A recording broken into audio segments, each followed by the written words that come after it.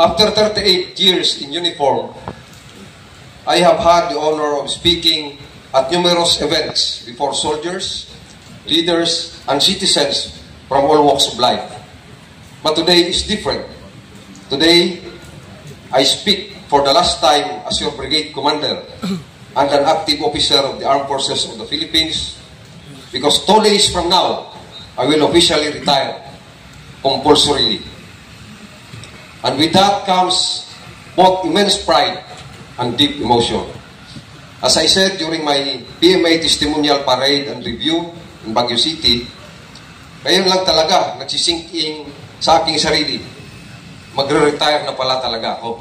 Kasi mukha pa akong bata, no? Parang hindi pa retirable.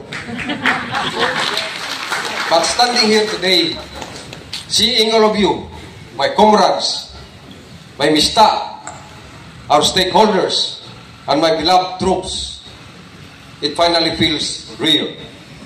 This is it. I am retiring.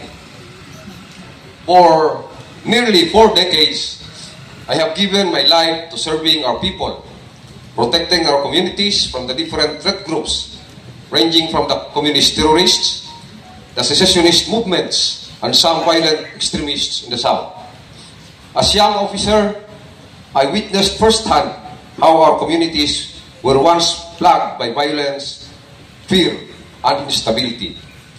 Back then, the challenges posed by the communist terrorist group, the MNLF, the MILF, the BIFF, Dawla Islamiyah, and other extremists felt insurmountable. Yet, against all odds, we never gave up. Together, we endured, we adapted, we overcame. In those years, I also had the privilege of becoming part and seeing the Philippine Army evolve into a world-class army which we consider a source of national pride. Ito ay dahil sa trabaho ni General Paloma being the OSSM head. No? Siya yung in charge dun sa transformation natin talaga. From where we are in the 90s to where we are today, malayong-malayo na po tayo.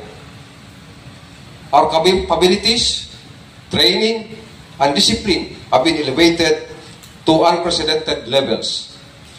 And I can say with full confidence, the Army is stronger, more capable, and more professional than ever before.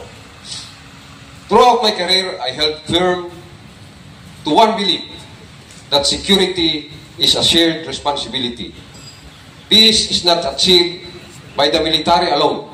It is built through unity by every individual who contributes their time, knowledge, and energy to address the root causes of conflict. It is this collective effort that has brought about real and lasting change. As the 27th Commander of the 82nd Infantry Fearless Brigade, I can proudly say we delivered our mission. The peace that now reigns in Leyte, Southern Leyte, Biliran, Samar, and Eastern Samar provinces is not just the result of military action. It is the embodiment of teamwork, perseverance, and dedication. The minimal presence of CTG remnants, the absence of violence perpetrated by these terrorists for more than 4 years in the entire area of 82nd Brigade, the absence of their influence in our barangays and communities, the security, safety, and freedom now felt by our people, these are the rewards I will carry with me as I retire. Ang kanilang pamumuhay ng mapayapa ay sapat na upang masasabi ko sa aking sarili na nagampanan ko ang aking tungkulin at nakapaglingkod ng tapat sa lugar na ating nasasakupan.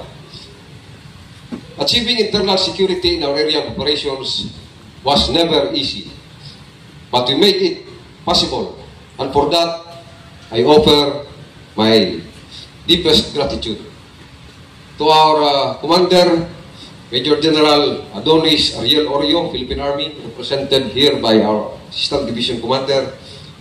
I express my thanks for your unwavering guidance and leadership.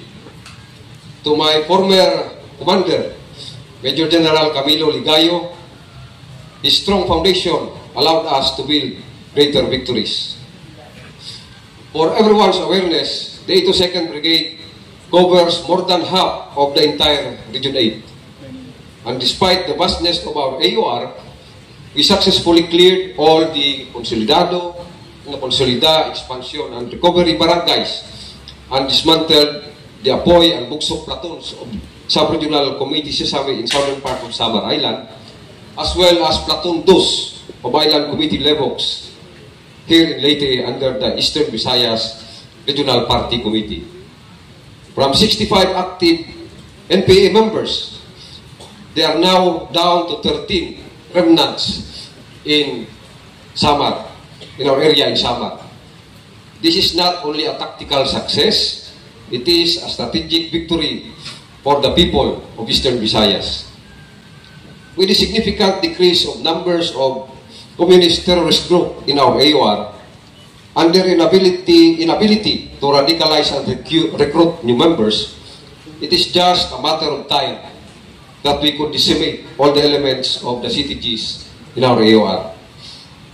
Also, apart from that, for years there were no reports of CTG violent activities in our AUR harming civilians and our troops is a clear testament to our success of attaining the peace. To the units under my command, the 14th Infantry Avenger Battalion that covers the southern part of Leyte Province and the whole southern Leyte, the 93rd Infantry Bantay Kapayapaan Battalion covering the northern part of Leyte and Biliran Province, the 63rd Infantry Innovator Battalion covering the southern portion of Samar and eastern Samar provinces. I express my heartfelt gratitude for all your efforts, your hard work, and sacrifices in performing your task and keeping your area safe and secure. To the other battalions formerly under the operational control of the brigade, the 78th Infantry Warrior Battalion, formerly headed by our IG Colonel Alan Tria, now in Northern Samar, and the 46th Infantry Peacemaker Battalion, now under the operational control of Ito 1st Brigade. Thank you for all your efforts as well.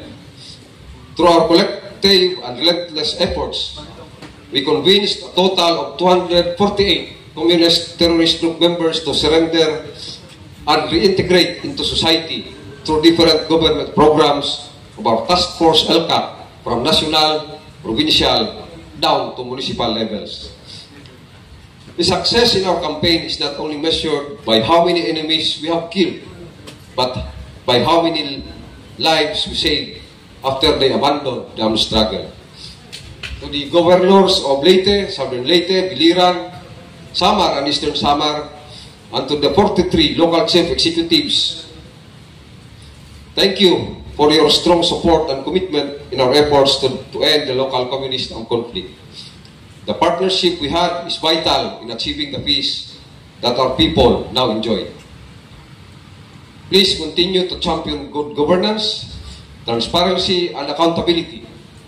Continue to support our peace-building initiatives under the National Task Force LCAP and help us convince the remaining members of the CTG to lay down their arms and abandon the armed struggle. To the officers, men and women of the 82nd Infantry Brigade, from the Sergeant Major down to the lowest mammal, our Kapwa Active Auxiliaries, you are the heart and soul of our victories. Your professionalism and bravery are seen, recognized, and deeply appreciated. Continue the great work you've started. Our country needs you. I stand here today overwhelmed with emotion as I reminisce on the unbreakable bond, camaraderie, and the love and support of all the troops. These are the things I will miss the most.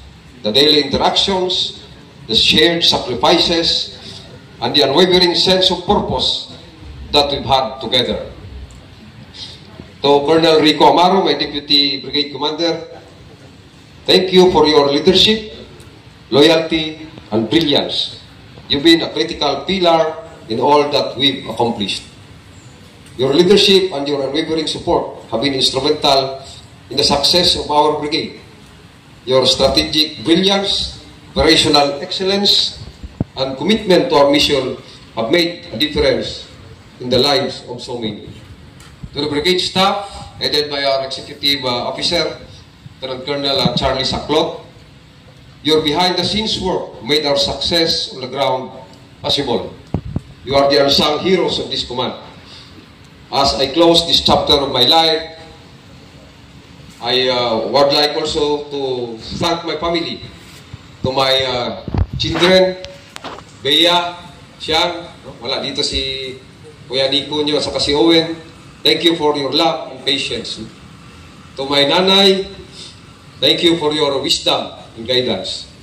To my siblings in Iloilo and elsewhere, thank you for your support through the years. And to Inday Lay, my inspiration, my rock, and my daily source of bugot. Kaya kung may napansin yung mga hugot, reveal ko na siya ang source nun. Thank you for standing by me. Retirement is not the end. It's a new beginning.